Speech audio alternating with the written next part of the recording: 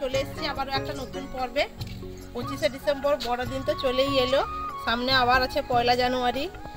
তাই আমি কেক বানাবো আজকে, একদম পুরো বাড়িতে থাকা উপকরণ দিয়ে খুব সহজেই, আপনারা খুব সহজভাবেই একদম ভ্যানিলার ফ্লেভার হবে কেকটাই বানাবো। আপনারা প্লিজ প্রথম থেকে শেষ পর্যন্ত দেখতে থাকুন, আশা করি প্রত্যেকের ভালোই লাগবে। খুব ঠান্ডা, চাদর গায়ে দিয়ে রেখেছি এই জন্য, এত ঠান্ডা। আর পেছনে কুকুর বাতাস প্রচুর হচ্ছে।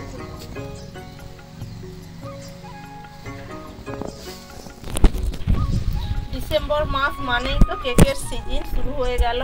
কত রকমের কত ফ্লেভারের কেক খাওয়া হয়, আমরা কিনেই কেক খাই, কিন্তু বাড়িতেও যে খুব সহজভাবেই একদম বাড়িতে থাকা উপকরণ দিয়ে কেক বানানো যায় সেটাই আপনাদের সঙ্গে আমি শেয়ার করব। তবে ডিম ছাড়া আজকে আমি কেক বানাবো, যাতে বাড়ির প্রত্যেকে খেতে পারে। যারা ডিম খান না কিংবা যারা একদম নিরামিষ খান, আপনারা প্রত্যেকেই বাড়িতে বানিয়ে খেতে পারবেন। আমি কি কি উপকরণ নিয়েছি আপনাদের প্রথমে দেখিয়ে দিই। এই যে দেখুন বন্ধুরা, এখানে এটা হচ্ছে চিনি গুঁড়ো।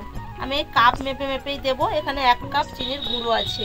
আপনারা চাইলে চিনি গুঁড়ো না করেও পুরো এমনি চিনিটা নিতে পারেন, তবে ওটা ব্লেন্ড করতে একটু সমস্যা হয়, অনেকটা সময় লাগে, তার জন্য আমি এখানে চিনিটা গুঁড়ো করে নিয়েছি। এখানে আছে তেল, সাদা তেল।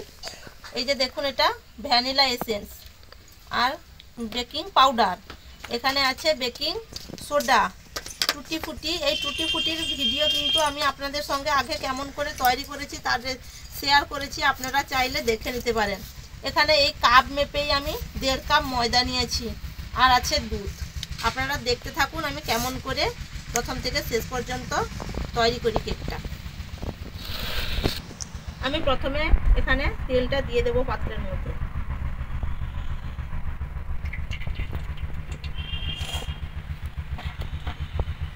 এর মধ্যে দিয়ে দেব চিনির পাউডারটা।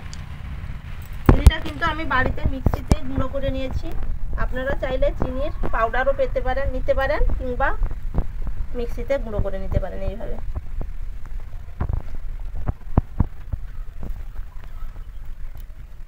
যাবে। এবার এটা খুব ভালো করে একদম তেলের সঙ্গে পুরো মিশিয়ে নেব, ভালো করে একদম ফেটিয়ে নেব।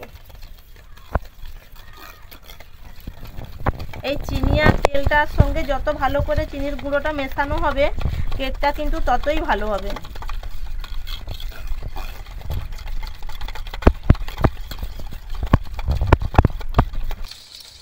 চিনির গুঁড়োটা আমি তেলের সঙ্গে খুব ভালো করে একদম মিশিয়ে নিয়েছি। আমি এখানে ময়দা নেব। এবার ময়দা কিন্তু এই কাপেরই 1 কাপ আর 1/2 কাপ ময়দা আছে।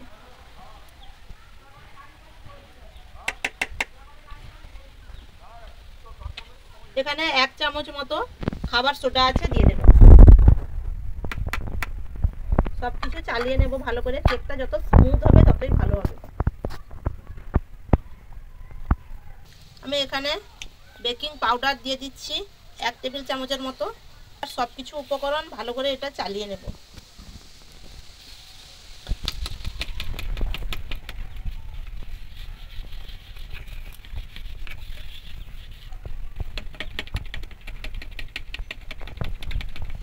সবকিছু চালিয়ে নিলাম, যাতে এই যে দেখুন বন্ধুরা, এই যে দলা ভাবগুলো থাকবে না, কেকটা একদম পুরো স্মুথ হবে।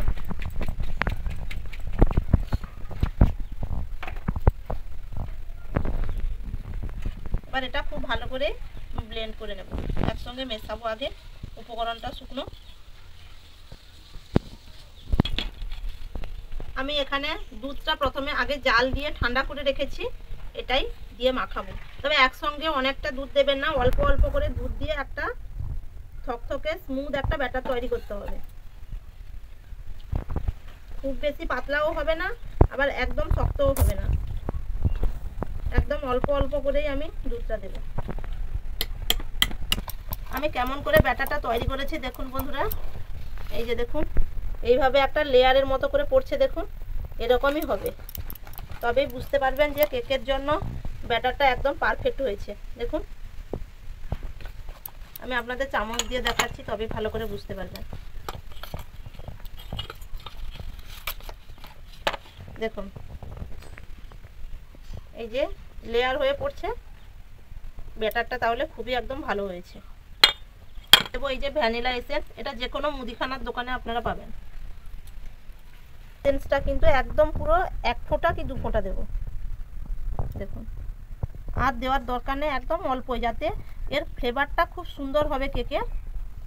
বাড়িতে যে টুটি ফুটি তৈরি করেছিলাম পেঁপে দিয়ে, একদম অর্গানিক কালার দিয়ে, এখান থেকে কিছুটা টুটি ফুটি এর মধ্যে দিয়ে দেব। এবার সব কিছু আবারও ভালো করে একটু মাখিয়ে নেব।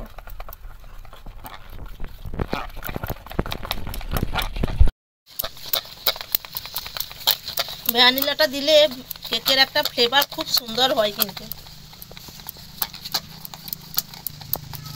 এটা একদম পুরো পারফেক্টভাবে হয়ে গেছে ব্যাটারটা, কেকের জন্য রেডি। এটা আমি 10 মিনিট মতো ঢাকা দিয়ে রেখে দেব, তারপরে আসছি 10 মিনিট পরে।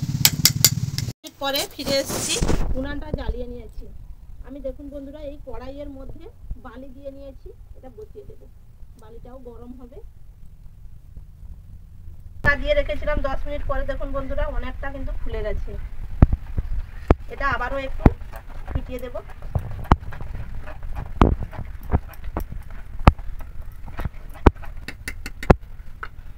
আমি এর মধ্যেই, এই পাত্রের মধ্যেই কেকটা বসাবো। এখানে সাদা তেল দিয়ে দিয়েছি। এবার এটা খুব ভালো করে একদম মাখিয়ে নেব। তেলটা খুব ভালো করে একদম পাত্রের গায়ে মাখিয়ে নেব, যাতে খুব সহজেই উঠে আসে। এরা কেক খাওয়ার জন্য আগে থেকে প্রস্তুত হয়ে গেছে। সমৃদ্ধ আজকে বাড়িতে নেই, ও চলে গেছে মামার বাড়ি।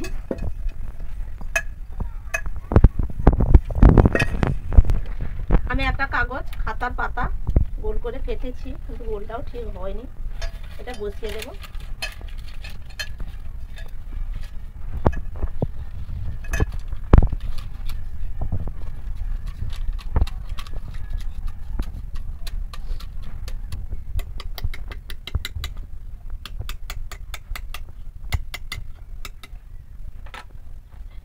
এবার এর মধ্যে ব্যাটারটা ঢালবো।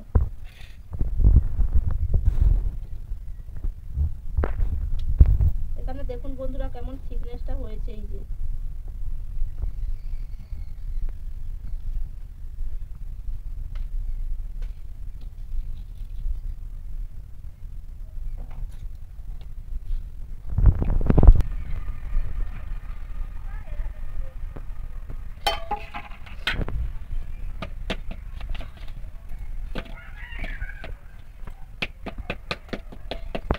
এটা খুব সুন্দর করে চারদিক করে নেবো, একদম ঢাকিয়ে এইভাবে। এবার এর মধ্যেও আমি উপর দিয়েও আরো কয়েকটা টুটি ফুটি দিয়ে দেব।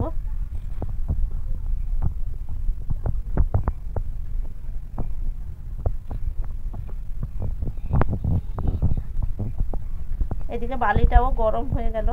আপনারা বালি কিংবা লবণও দিতে পারেন।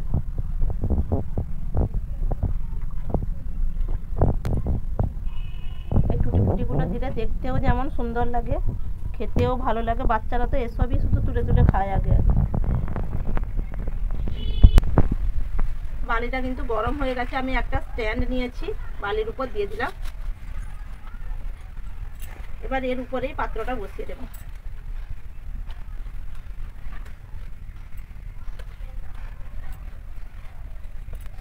এবার এটা ঢাকা দিয়ে দেব। আমি এইভাবে একদম পুরো 40 মিনিট মতো একদম পুরো গনগনে তাপে জাল দিয়ে রাখবো। একদম মানে একটা একদম পুরো বড় একটা, দেখুন বন্ধুরা, একটা বড় খুলি চাপিয়ে দিয়েছিলাম, না হলে সেটা ছোট হয়ে গেছিল গামলাটা। আমি প্রায় 40 মিনিট পরে ফিরে এসেছি। কিন্তু আমি একটা নারকেল পিস দিয়ে পরিষ্কার দেখাচ্ছি আপনাদের। দেখুন বন্ধুরা, নিচের গায়ে একটুও কিচ্ছু লেগে নেই, একদম দেখুন খুব ভালো করে হয়ে গেছে। কতটা ফুলে গেছে দেখুন, শুধু কতটা নিচে ছিল একদম কেক, কতটা ফুলে উঠেছে। আমি এটা এবার নামিয়ে দেব। নামিয়ে একটু ঠান্ডা করে নেব, তারপর দেখাচ্ছি আপনাদের। এত সুন্দর গন্ধ উঠেছে, কতটা দেখতে সুন্দর লাগছে দেখুন বন্ধুরা একদম। এবার এটা আমি প্লেটটা ঢাকা দিয়ে এবার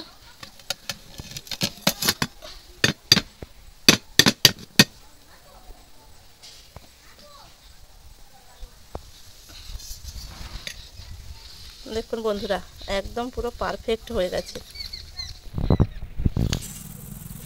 কেকটা এবার কাটছি আমি। একদম পুরো স্পঞ্জি কেক হয়েছে।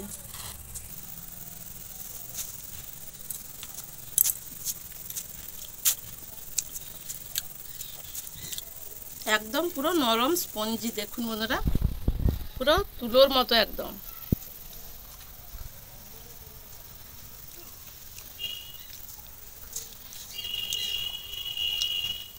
মুখে দিতে দিতেই একদম পুরো মিলিয়ে যাচ্ছে। আর নিচের দিকটা দেখুন, এরকম একদম পুরো আলতো আলতো করে লাল লাল একটু একটু হয়েছে। খুব টেস্টি লাগছে খেতে।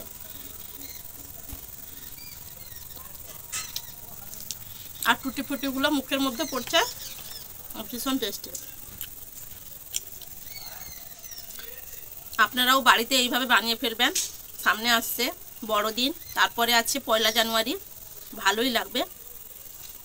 আর বাড়িতে বানানো কেক নিজের হাতে বানালে খেতে কিন্তু আরও বেশি মজার।